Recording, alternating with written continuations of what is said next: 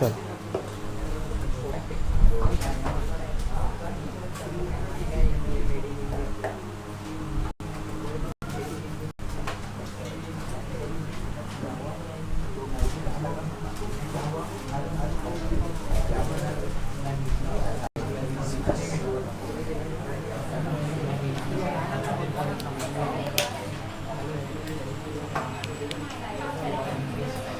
हाँ, तो एरोमेटिक क्या है भाई? 4 pi electron, हक्कल rule, delocalisation of pi electrons, है ना। एंड दूसरा प्लेनर कॉन्जुगेटेड साइक्लिक होना चाहिए और sp3 मेंबर्ड नहीं होना चाहिए। ये सारी अगर कंडीशन फुलफिल है तो कोई भी मॉलिक्यूल एरोमेटिक होगा, अदरवाइज नहीं होगा, ठीक है। लेकिन कुछ मॉलिक्यूल्स ऐसे भी होते हैं जो हेट्रो एरोमेटिक होते हैं, hetero aromatic compounds. So give the next heading, hetero aromatic compounds, heteroaromatic compounds, heteroaromatic compounds, heteroaromatic compounds। जरा देखो इसमें एक कॉन्सेप्ट याद रखना। देखो हेटेरोएरोमेटिक कंपाउंड्स क्या होते हैं? जैसे कि मान लो एक मेरे पास है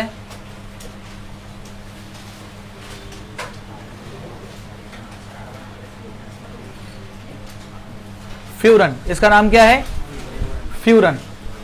और इसका नाम है पायरॉल। क्या नाम है इसका? पायरॉल, ठीक है।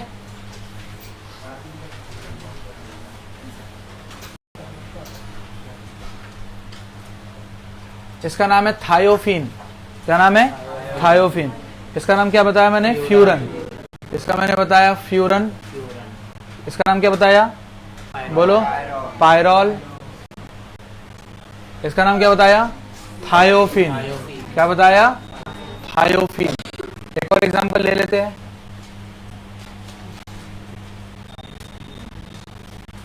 इसका नाम क्या है? पिरिडीन। क्या नाम है? पिरिडीन। अब जरा देखो, पिरिडीन हो या थायोल हो या पायरॉल हो, ये सब एरोमेटिक कंपाउंड्स है। और हेट्रो एरोमेटिक कंपाउंड्स इनको क्यों बोलते हैं? बिकॉज इसमें हेट्रो एटम है, other than carbon atom is known as hetero atom. याद है ना? तो यहाँ पे ऑक्सीजन है, यहाँ पे सल्फर है, यहाँ पे नाइट्रोजन है और यहाँ पे भी नाइट्रोजन है। और सबके पास लोन पेयर ऑफ इलेक्ट्रॉन है ना। ऑक्सीजन के पास भी यहाँ पे लोन पेयर ऑफ इलेक्ट्रॉन है। ऑक्सीजन के पास क्या है? यहाँ पे सारे लोन पेयर ऑफ इलेक्ट्रॉन है। और नाइट्रोजन के पास भी है लोन पेयर, सल्फर के पास भी लोन पेयर है और यहाँ पे भी नाइट्रोजन के पास लोन पेयर। याद रखना, ऐसे लोन पेयर ऑफ इलेक्ट्रॉन, देखो दो टाइप के लोन पेयर ऑफ इलेक्ट्रॉन होते हैं। एक तो lone pair of electron delocalized होते हैं। क्या होते हैं? डीलोकलाइज्ड। एक lone pair of electrons localized होते हैं। क्या होते हैं? Localized. Now what is the difference between the delocalized and localized? What is the difference between the delocalized and localized? जरा देखो delocalized क्या होता? delocalized मतलब जो रेजोनेंस में भाग लेते हैं। जैसे कि मान के चलो ऑक्सीजन के यहाँ पे कितने लोन पेयर ऑफ इलेक्ट्रॉन है? 2। तो 2 में से एक लोन पेयर जो है वो delocalized है क्या नहीं? देखो atom to bond, bond to atom, मतलब एक लोन पेयर रेजोनेंस में हिस्सा ले रहा और दूसरा लोन पेयर रेजोनेंस में हिस्सा नहीं ले रहा। तो ऐसे लोन पेयर ऑफ इलेक्ट्रॉन जो रेजोनेंस में भाग ले उसे हम लोग कहते हैं डीलोकलाइज्ड लोन पेयर। और ऐसे लोन पेयर जो रेजोनेंस में भाग ना ले उसे हम लोग क्या कहते हैं? Localized lone pair. And always remember, जो delocalized lone pair of electron है उसे एरोमेटिक कंपाउंड के जो हम लोग 4n+2 पाई इलेक्ट्रॉन्स में काउंट करेंगे, है ना, और लोकलाइज को काउंट नहीं करेंगे। तो जरा मुझे बताओ यहाँ पे हाउ मेनी पाई इलेक्ट्रॉन्स या how many electrons? 6 pi electron. 2 2 4 2 6। इसको काउंट नहीं करेंगे बिकॉज वो हिस्सा नहीं ले रहा। तो हम लोग ऐसा लिख सकते क्या? वन लोन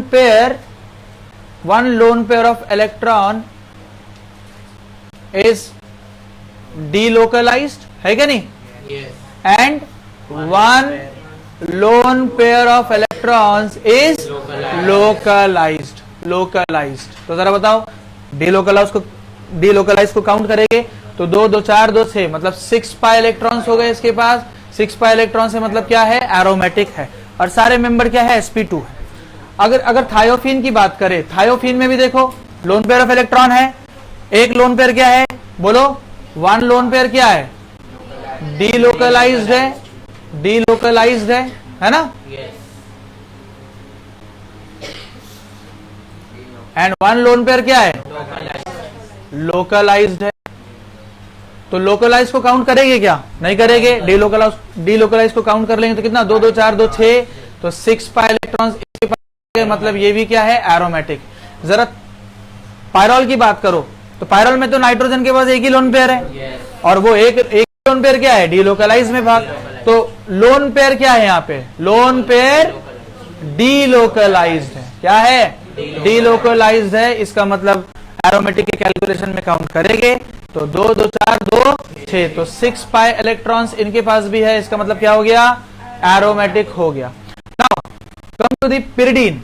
पिरिडीन में lone pair of electron nitrogen पे है, लेकिन रेजोनेंस में भाग नहीं ले रहे क्या, तो इसका जो लोन पेयर है वो क्या है, लोकलाइज्ड है। क्या है ये, लोकलाइज्ड है। ये जो लोन पेयर ये क्या है, लोकलाइज्ड। ये लोन पेयर क्या है, डीलोकलाइज्ड, ये भी डीलोकलाइज्ड, ये भी डीलोकलाइज्ड है क्या नहीं। तो ये भाई लोकलाइज्ड है, ये भी जो लोन पेयर है ये भी क्या है, लोकलाइज्ड है, और ये क्या है, डीलोकलाइज्ड, ये भी क्या है, डीलोकलाइज्ड। समझ रहे हो, समझाने के लिए ऐसे एरो दिया, बाद में कट कर लेंगे। तो बताओ यहां का lone pair of electron localized है, में आएगा, नहीं आएगा, तो 2 2 4 2 6, तो ये भी 6 पाई इलेक्ट्रॉन्स है, इसका मतलब ये भी क्या है, एरोमेटिक। समझ में आ गई बात। तो these are the example of hetero aromatic compound जो कि एग्जाम में पूछता है। समझ में आ गया। तो ऐसे लोन पेयर ऑफ इलेक्ट्रॉन जो डीलोकलाइज्ड है उसको काउंट करेंगे, और ऐसे लोन पेयर ऑफ इलेक्ट्रॉन जो रेजोनेंस में भाग नहीं ले रहे उसे हम लोग क्या कहते हैं, लोकलाइज्ड कहते हैं, और उसको काउंट नहीं करेंगे। समझ में आ गई बात। चलो लिखो।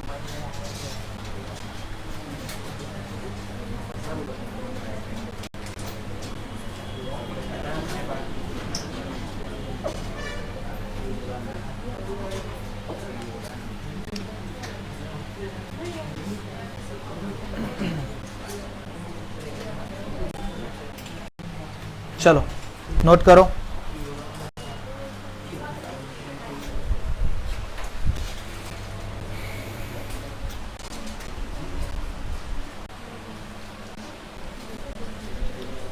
अदर हेटेरो एरोमेटिक कंपाउंड्स के एग्जांपल में साथ में लिखता हूं, आप लोग थोड़े मुझे बताना कौन सा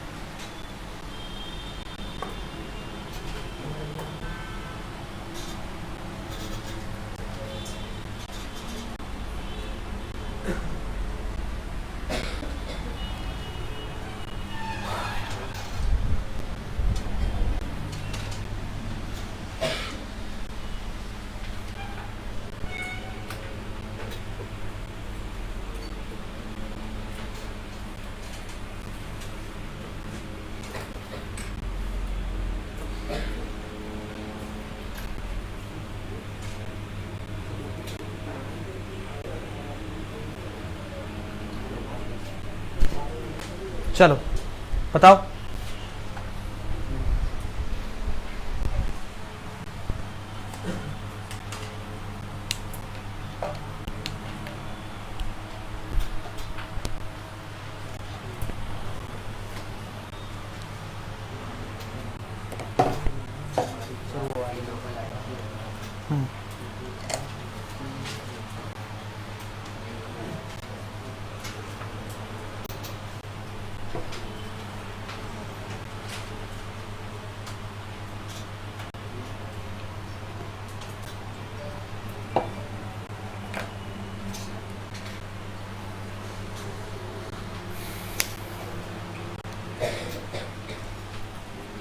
बताओ बेटा।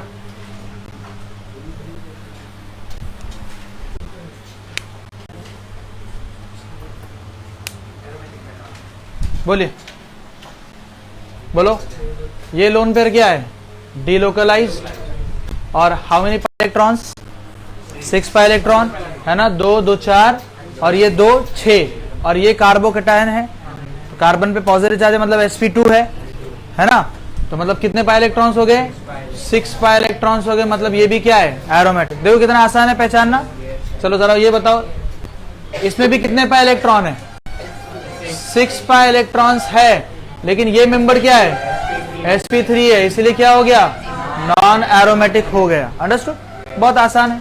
जरा ये बताओ, डीलोकलाइजेशन में शामिल है तो 2 2 4 2 6 और ये कार्बन पॉजिटिव है तो sp2 है, तो मतलब 6 पाई इलेक्ट्रॉन्स इसमें भी है, मतलब ये भी क्या हो जाएगा? एरोमेटिक हो जाएगा। जरा ये बताओ, ये भी डीलोकलाइजेशन में शामिल है लेकिन 2 2 4 4 पाई इलेक्ट्रॉन्स है, 4 पाई इलेक्ट्रॉन्स है, लेकिन ये कार्बन कौन सा है?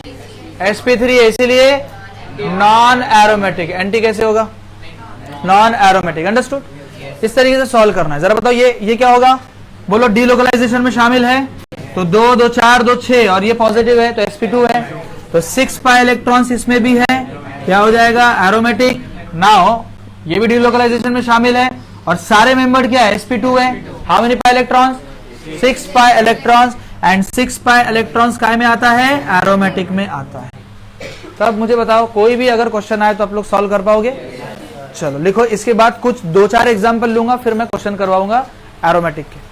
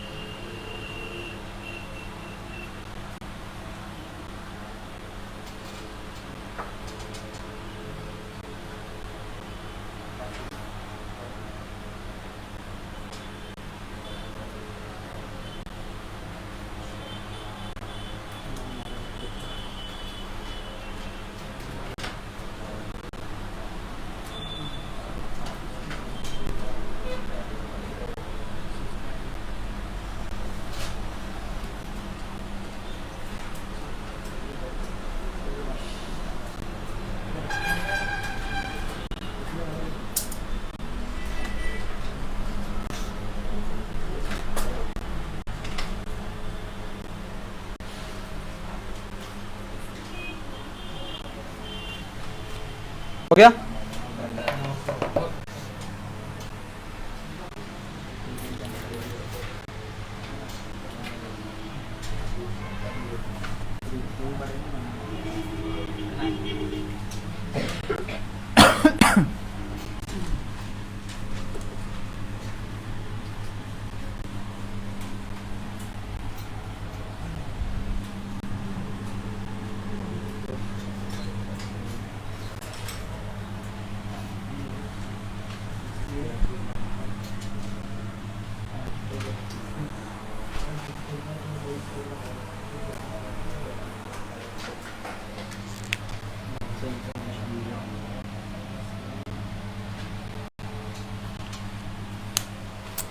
पता नहीं मार्कर को क्या हो गया है।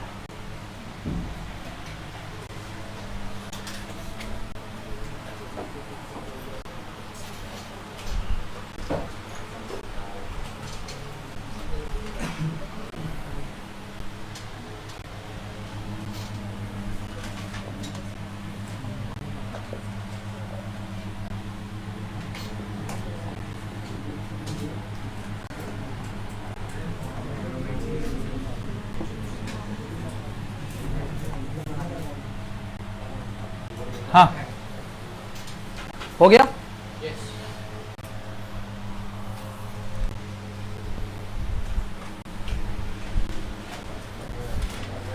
एरोमेटिसिटी इन पॉलीसाइक्लिक कंपाउंड्स।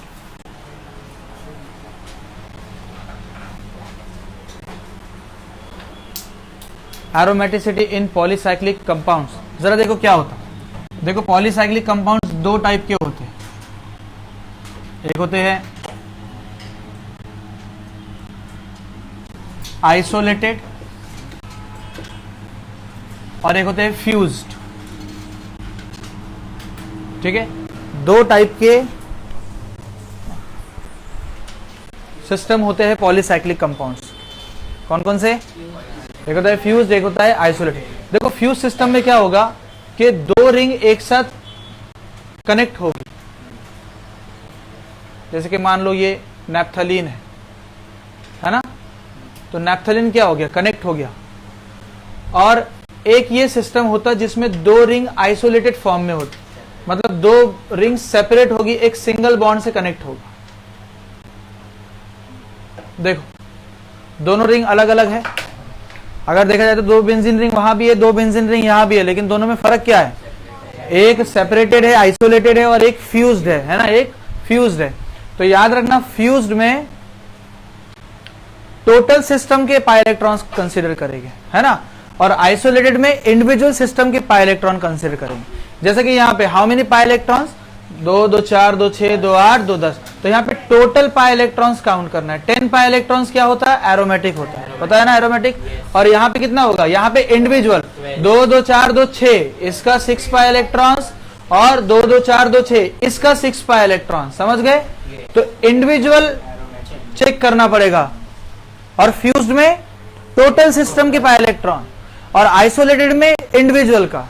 समझ गए मेरी बात? पक्का? जैसे कि मान के चलो अगर मैं और 3 रिंग यहां पे लगा दूं तो क्या हो जाएगा? 2 2 4 2 6 2 8 2 10 2 12 2 14, 14 पाई इलेक्ट्रॉन्स। तो 14 पाई इलेक्ट्रॉन्स टोटल सिस्टम के काउंट कर लिए क्योंकि फ्यूज था, और क्या हो जाएगा? एरोमेटिक हो जाएगा। और यहां पे क्या होगा? यहां पे अगर देखा जाए तो 6 6 12 6 18, वैसा नहीं, 6 एरोमेटिक, फिर 6, फिर वो एरोमेटिक, फिर 6, फिर वो एरोमेटिक। समझ गए? फ्यूज सिस्टम में टोटल इलेक्ट्रॉन्स काउंट करने हैं, और आइसोलेटेड सिस्टम में इंडिविजुअल सिस्टम के इलेक्ट्रॉन काउंट करने हैं। चलो लिखो।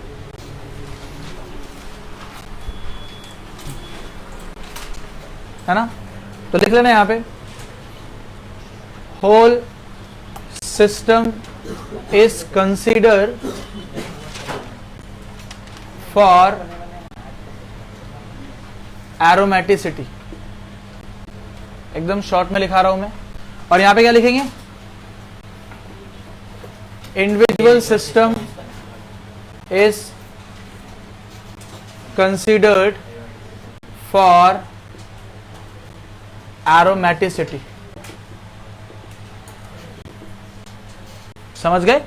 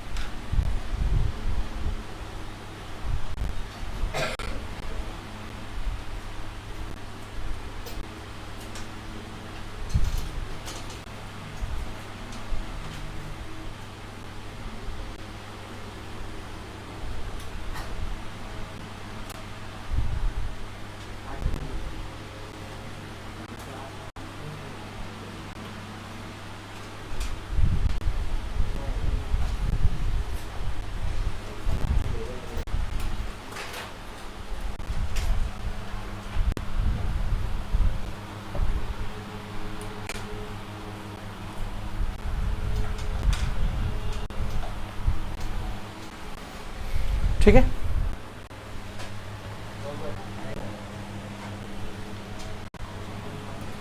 कुछ डिफरेंट एग्जाम्पल देखेंगे जो यूजफुल होते हैं।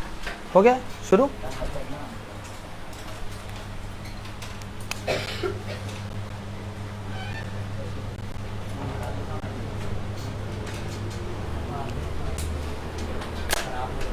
चलो देख लेंगे, नया ला लेंगे। चले आगे। इतना टाइम लगता क्या यार, जल्दी करो।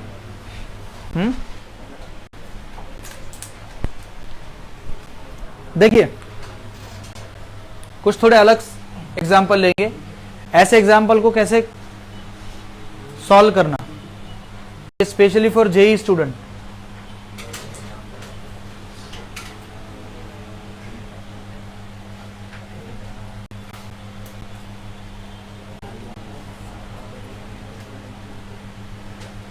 ठीक है,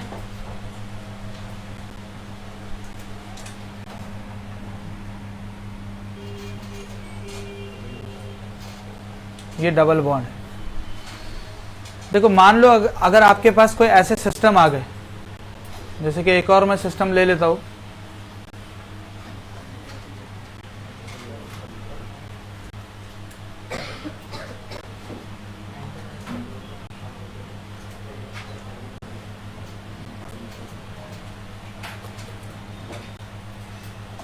ठीक है। अब यहां पे आइसोलेटेड का लॉजिक ही लगाना, क्योंकि फ्यूज नहीं है, क्या है, आइसोलेटेड है, ठीक है। लेकिन आइसोलेटेड के बीच में देखना, ये जो पहले सिंगल बॉन्ड था तो यहाँ पे कोई मसला नहीं था, लेकिन अभी क्या आ गया, डबल बॉन्ड आ गया। अब आपको डबल बॉन्ड को तोड़ना है और इमेजिनरी सोचना है। ये एग्जाम्पल को सॉल्व करने के लिए इमेजिनरी सोचना पड़ेगा।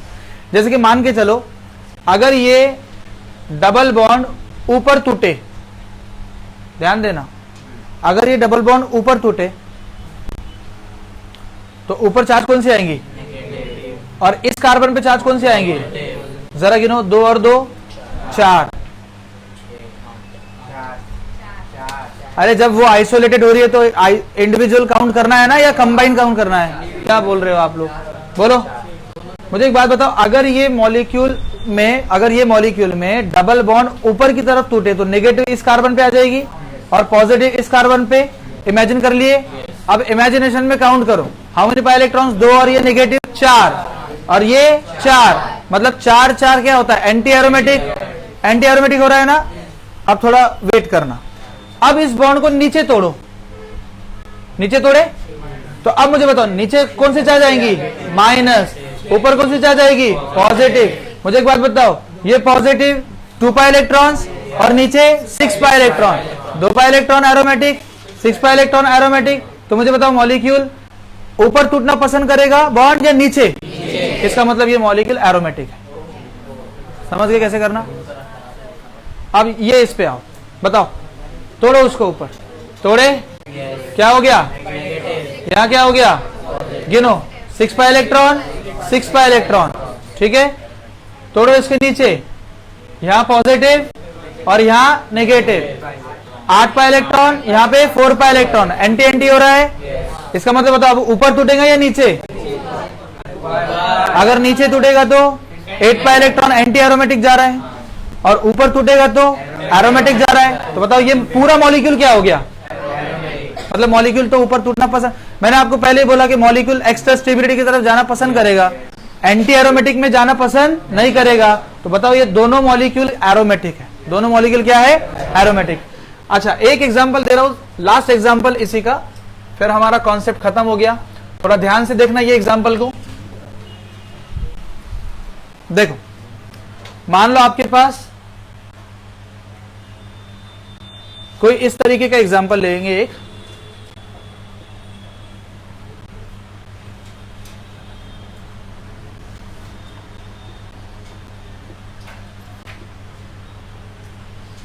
ठीक है, समझ में आ गया एग्जांपल। तो क्या करेंगे हम लोग, सबसे पहले बताओ, बोलो ना, थोड़ा बॉन्ड तोड़ के कोशिश करेंगे, चेक करेंगे क्या हो रहा करके, है ना। तो मान लो आपने बॉन्ड को ऊपर तोड़ा तो नेगेटिव यहां आ गई और पॉजिटिव इस कार्बन पे आ गई। तो अभी 2 pi electron 2 pi electron, 4 pi electron ऊपर हो रहा है, 6 पाई इलेक्ट्रॉन नीचे हो रहा है, मतलब ऊपर का एंटी एरोमेटिक, नीचे का एरोमेटिक, ठीक है। अब नीचे तोड़ने की कोशिश करो, नीचे तोड़ो, नीचे तोड़ लिए तो अब यहाँ पे इस कार्बन पे नेगेटिव चार्ज, इस कार्बन पे पॉजिटिव चार्ज। अब देखो यहाँ पे 2 पाई इलेक्ट्रॉन हो गए और यहाँ पे 8 पाई इलेक्ट्रॉन हो गए। अब नीचे का एंटी हो गया, ऊपर का एरोमेटिक हो गया। ऐसे केस में मॉलिक्यूल कहीं भी टूटेगा नहीं, वो नॉन एरोमेटिक में रहना पसंद करेगा।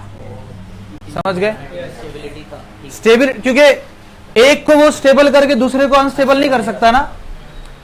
एक को अनस्टेबल करके दूसरे को स्टेबल कैसे करेगा?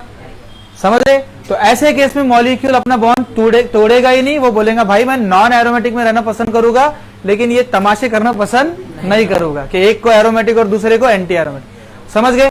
तो ये केस में क्या हो रहा? ऊपर तोड़ा तो 2 4 हो रहा, सॉरी ऊपर तोड़े तो 4, नीचे 4, नहीं टूटेगा। नीचे तोड़ के देखो 6 2 एरोमेटिक, चला जाएगा, टूटेगा।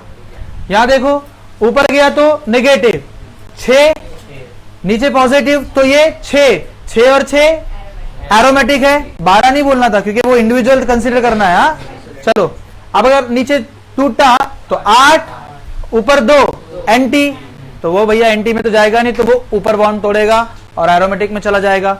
और मान लो अगर ये एग्जांपल आ जाए जिसमें एक अगर ऊपर टूटने पे एक एंटी और एक एरोमेटिक हो रहा है, या नीचे तोड़ने पे भी एक एंटी एरोमेटिक और एक एरोमेटिक हो रहा है, तो ऐसे केस में वो कहीं भी टूटेगा नहीं। वो किसी को खुश नहीं करेगा, किसी को नाराज नहीं करेगा, वो खुद नॉन एरोमेटिक में रहना पसंद करेगा। समझ में आ गई बात? चलो नोट कर लो।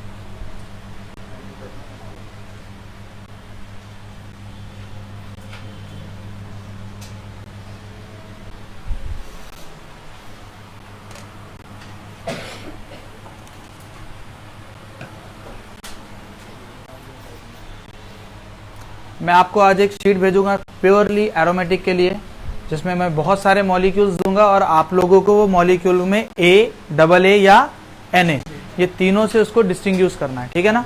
अभी ये एरो भी खुद देख देख के मत लिखो, मॉलिक्यूल देख के बनाओ और एरो खुद अपने मर्जी से लगाओ।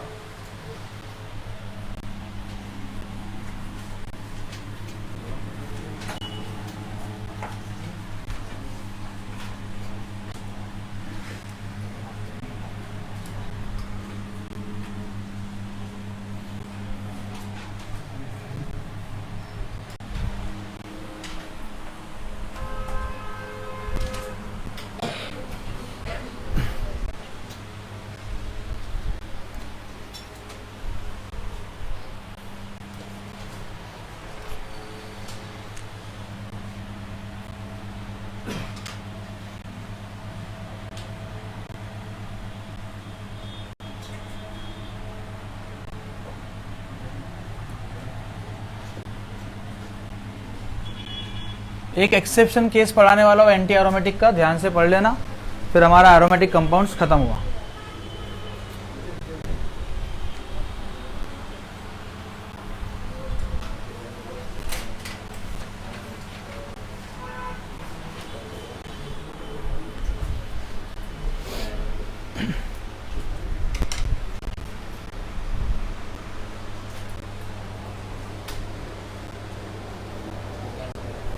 हो गया?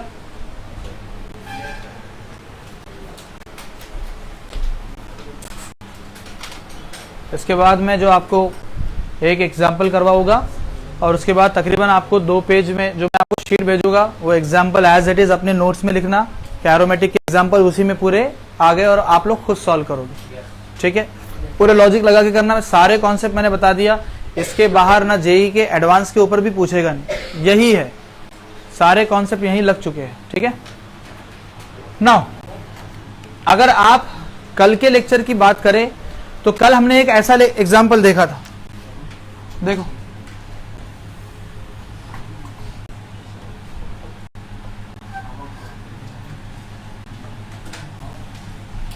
देखो आपने कहा था 8 pi electrons, how many pi electrons? 8 pi electrons और एंटी में अपन ने इसको ढकेल दिए थे, है ना, याद है एग्जांपल ये आप लोगों के साथ। देखो आपके टेक्स्ट बुक में, आपके मॉड्यूल्स में भी इसको एंटी एरोमेटिक ही लिखा गया है? जेई का मॉड्यूल्स देखो। हाँ, आप जो नोट्स दिखाया था मैंने कल, उसमें भी एंटी है, और जो आपको जेई को जो इम्पल्स का आपको मॉड्यूल्स मिला है उसमें भी एंटी ही है। जरा चेक करो, चेक कर लो।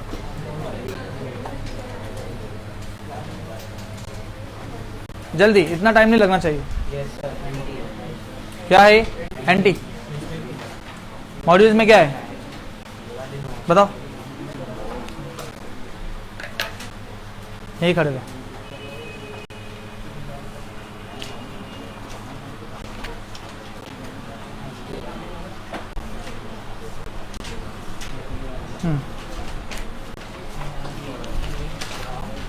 बैठिए।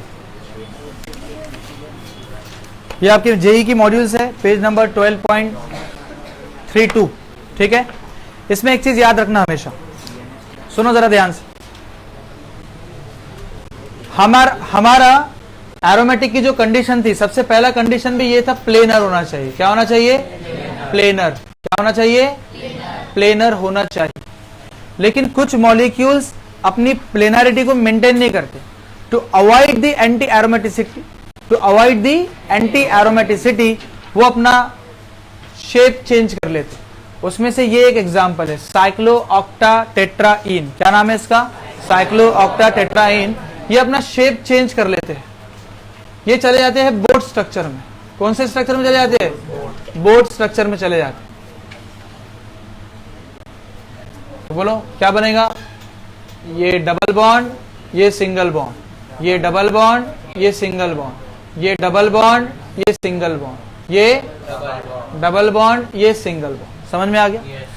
तो ये जो स्ट्रक्चर है ये बोट स्ट्रक्चर है। कौन सा स्ट्रक्चर है? Boat structure. लेकिन अब मुझे बताओ, क्या ये स्ट्रक्चर प्लेनर है? क्या ये स्ट्रक्चर प्लेनर है? नहीं है। और एंटी एरोमेटिसिटी के लिए भी कंडीशन में क्या था? प्लेनर होना चाहिए। क्या होना चाहिए? प्लेनर। लेकिन ये स्ट्रक्चर प्लेनर नहीं है, इसीलिए ये मॉलिक्यूल एंटी एरोमेटिक नहीं होगा। ये क्या होगा? Non aromatic. तो ये मॉलिक्यूल क्या है? एंटी एरोमेटिक नहीं है, ये क्या है? नॉन एरोमेटिक है, due to formation of boat structure. तो सर्टेन मॉलिक्यूल्स, है ना, क्या करते हैं?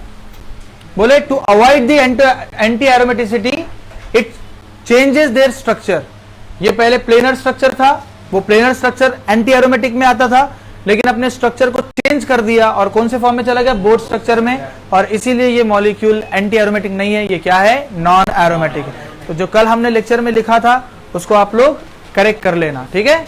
और ये रीजन भी लिख लेना। चलो वहां पे भी लिख लो और ये एग्जाम्पल भी लिख लो। तो ये आपका मॉड्यूल्स में भी क्या लिखा हुआ है? Non aromatic. क्या लिखा है? नॉन एरोमेटिक, ठीक है। तो याद रखना, ये एक मॉलिक्यूल ऐसा है जो क्या है? Non aromatic.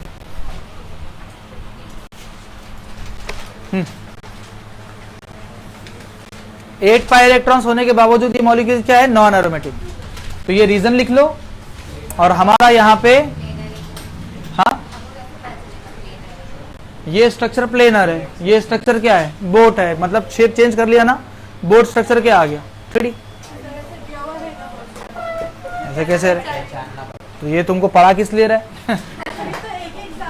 हाँ हाँ, यही है। हाँ, जितना मैंने बताया उतना ही है, ठीक है।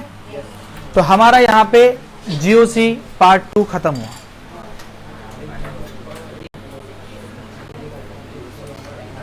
अब इसमें आगे जाके हाइड्रोजन बॉन्डिंग के कॉन्सेप्ट आते हैं, वो हम लोग अलग केस में देखेंगे।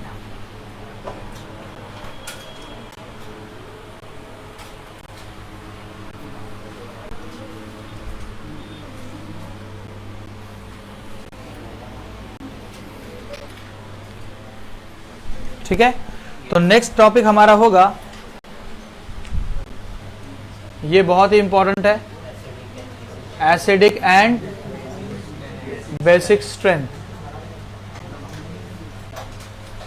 ये पूरा एक चैप्टर आप कंसिडर करके चलेंगे, हमें पॉसिबल लेक्चर 7 लगेंगे, है ना, 7 लेक्चर इसको खत्म करने के लगेंगे अगर आप लोग का कॉपरेशन रहा तो, है ना। ये चैप्टर पढ़ने से पहले मैं फिर आपको बता रहा हूं कि आपको इलेक्ट्रॉनिक इफेक्ट्स पूरे वापस से रिवाइज करके आने हैं। Inductive, electromeric, hyper conjugation, resonance, mesomeric effect, anti aromaticity, aromaticity, है ना, नॉन एरोमेटिक कैरेक्टर क्या होता, सारा जीओसी जितना मैंने पढ़ाया, इलेक्ट्रोनेगेटिविटी रूल, साइज रूल, है ना, सब अच्छे से पढ़ के आओ, तभी मंडे को हम लोग ये चैप्टर शुरू करेंगे। तो आपका जबरदस्त अच्छे लेवल पे जल्दी जल्दी हो जाएगा, अदरवाइज अटकते रहोगे।